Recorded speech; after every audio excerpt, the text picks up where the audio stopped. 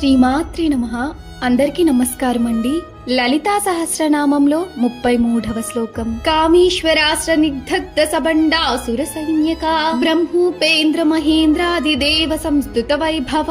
భావం: కామేశ్వరాస్త్ర ప్రయోగముతో నిశ్శేషంగా భండాసురుని దహించి అతడు పాలించే శూన్యక నగరము యొక్క పేరు సార్థకం చేసిన బ్రహ్మ, విష్ణువు, ఇంద్రుడు మొదలైన దేవతల చేత స్తుతింపబడిన పరాక్రమ వైభవం గలది. ఒక్క నిమిషం కళ్ళు మూసుకోండి.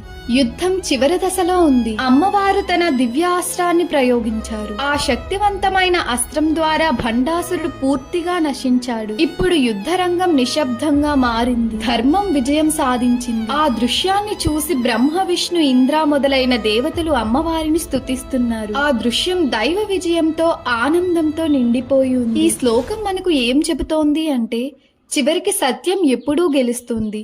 చెడును ఎంత పెద్దదైనా దైవశక్తి ముందు నిలవలేదు. మన జీవితంలో కూడా ఎన్ని కష్టాలు వచ్చినా మనము ధర్మం వైపు ఉండాలి.